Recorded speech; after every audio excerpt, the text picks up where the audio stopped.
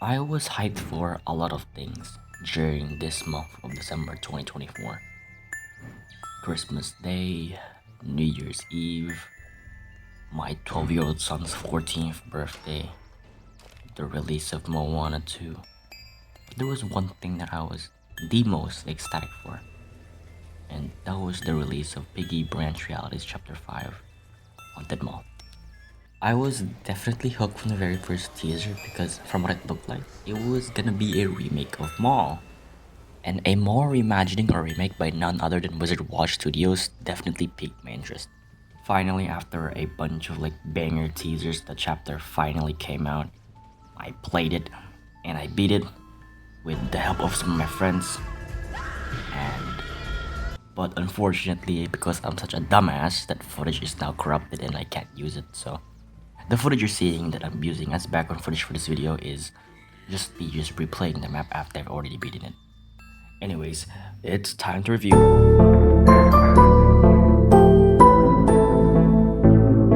Probably one of the craziest things out of any Roblox game that I've seen, especially because Roblox Piggy. While story definitely isn't Wizard Watch Studios' strongest feat for a lot of their chapters, personally I think Chapter 5 was mostly pretty alright, and I think it is their best chapter story-wise. I love the use of context clues and environmental storytelling that you can use to just piece together the narrative of being Robbie kill people. People hunt Mall. I'm also just really in love with the Mousy storyline as well. Basically, 16-year-old girl goes missing and was last seen in a Benevenue Mall because the robot guy I was talking about chopped her legs off, and either she hid in the vents or bled out, or her body was stuffed in the vents. Either way, her rotting body is stuffed in the vents. Definitely very grim, but it's also just such a great callback to the original Piggy theories back in the quarantine era. You know, where people said that Mousy was missing her legs because Robbie chopped them off with his chainsaw.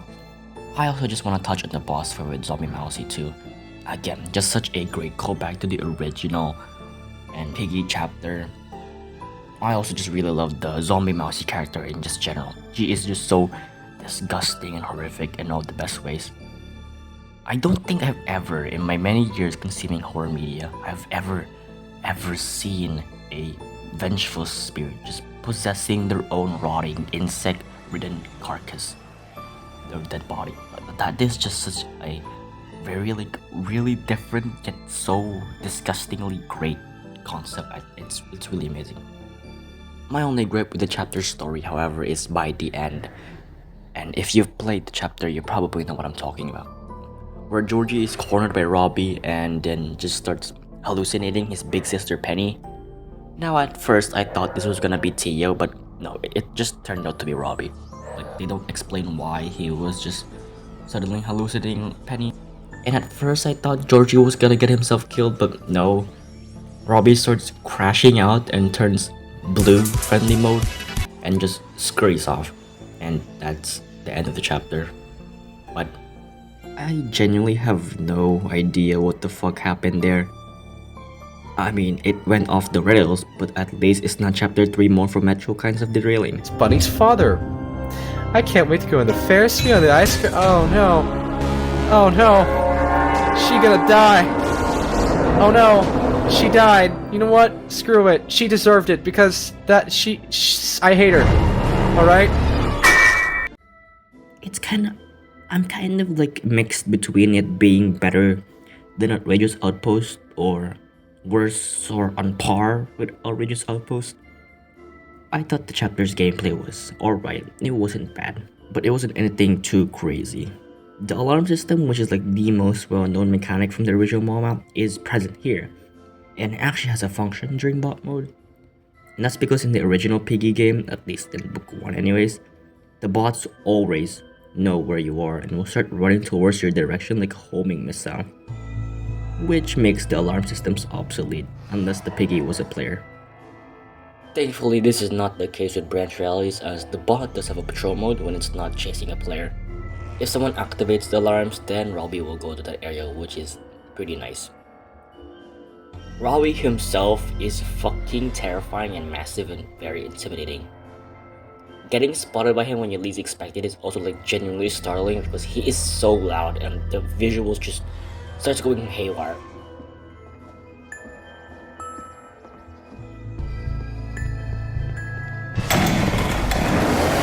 You might argue that yeah, it's probably doing way too much, but personally I don't mind it. One thing I don't really like about Robbie though, which I don't know if it was intentional or not, but it's his footstep noises, or literal lack of it. Apart from the music that plays when he's nearby, this dude is silent. I mean, like I said, he does have a walking theme which does tell you if he's nearby, but I would have just much preferred it if it was also accompanied by footstep noises too. His walking theme is a reference from FNAF 3 though, so that's pretty big. The boss fight was pretty good. Definitely felt lesser in terms of gameplay compared to the previous chapter's boss, but I think that's partially because it takes place in a ventilation shaft maze, so they couldn't do much, but I guess it gets a pass because the visuals and the overall presentation is just fucking phenomenal, which I'll get into in more detail later. There are also like invisible walls that are like weirdly placed around the map. Like there are two in the spawn area that just stop you from going out of bounds, but it just comes across as like immersion breaking and confusing because there's just no like barricades that tell you that you're not supposed to go there.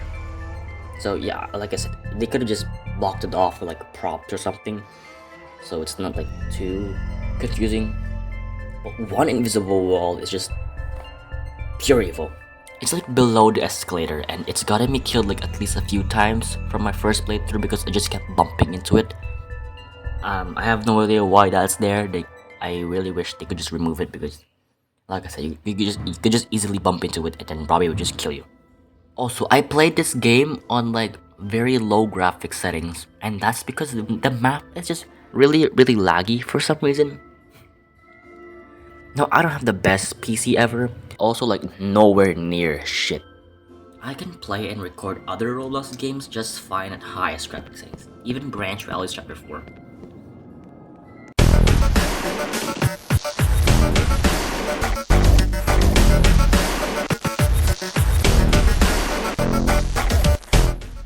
As per usual with Wizard Watch Studios, they nailed the visuals and aesthetics. Like I said, I was definitely hyped for this chapter because it was a remake of Mall and they definitely delivered. I love the fact that they used liminality a lot for this chapter. It just looks and feels so good. The lighting on the final boss is also just like so perfect. Just look at this shit. Music composed by Piano Vampire, also peak, as to be expected. Especially the boss fight music. Holy shit, it is just so hauntingly good.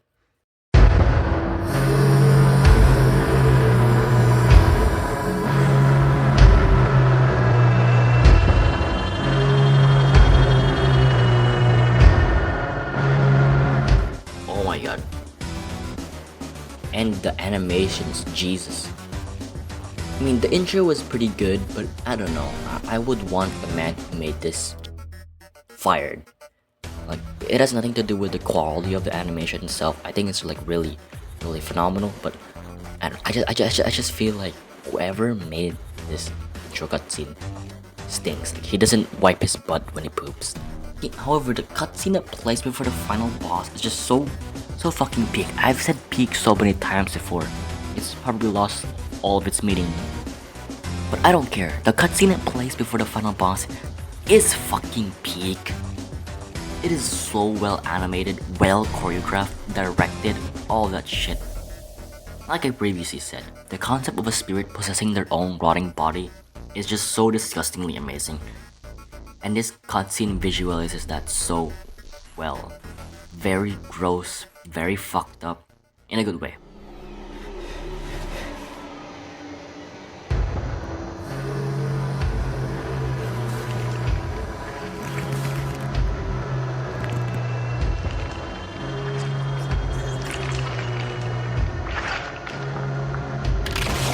This is just genuinely some of the best animations I've ever seen be played on a Roblox game. Bravo Bustle. There are some visual issues with the chapter, however. First of all, the intro and the end cutscene just have no proper shadows or like proper effects.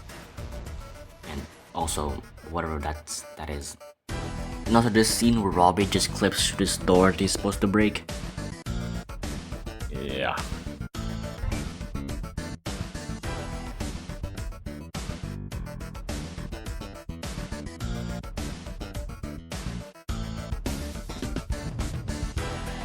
Whenever you unlock a store gate during the mall part, they rise up and they just clip through the upper floors.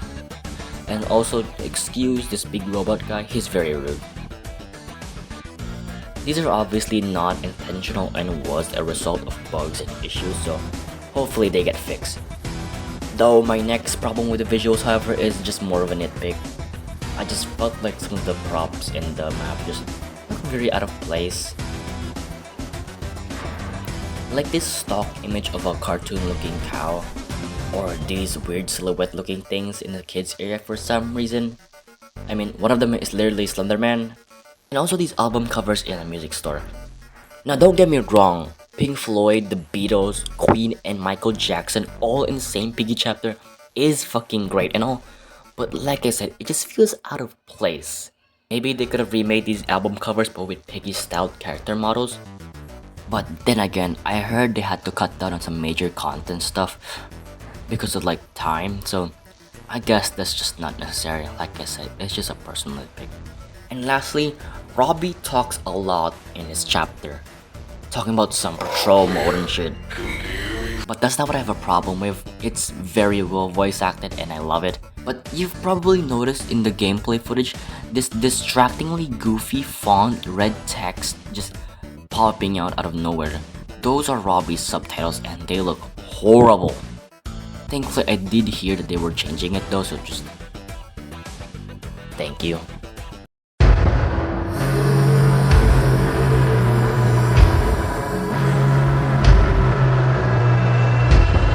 All of the character models, I think, were designed and modeled by Russell, which means absolute peak.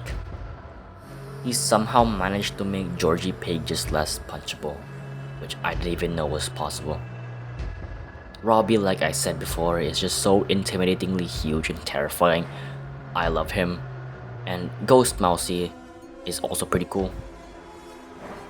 She kind of reminds me of like PT from Lisa. Ghost Mousy kind of reminds me of like Lisa from PT. And I love Lisa from PT. Her big smile is also like really reminiscent of her missing poster, which also reminds you of the Jeff the Killer image, which again, peak, love it. Ghost Mousy's final form being Zombie Mousy, which it's basically like her ghost just puppeting her own dead body that's just rotting in a vent. Like I said before, just so disgustingly great. I love it so much. Now listen, I am not PGHL Films whatsoever, so I don't look at dead animal bodies that occasionally, but I don't know, her eyes, it really does look like a dead animal's soulless eyes. It's really freaky. And also I just loved like those centipede limbs coming out of her mouth. And also something you can't really notice during the boss fight in bot mode, but her lower half, which if you remember, it was sawed off by the robot guy, is replaced with the lower half of a centipede, and that's so morbid, so gross.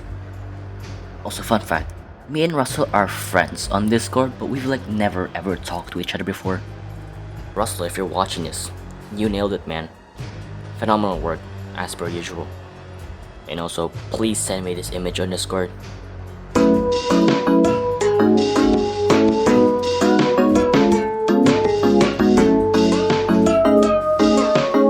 Overall, I definitely really loved Haunted Mall. I really enjoyed it. It's definitely got its flaws, but the team did a phenomenal job working on this chapter. Can't wait to see more chapters from them, or that Piggy Misfits game, the official Piggy spin-off, you know. yeah, just whatever Wizard Watch Studios are gonna be doing in the future, I will be there, and I will zoom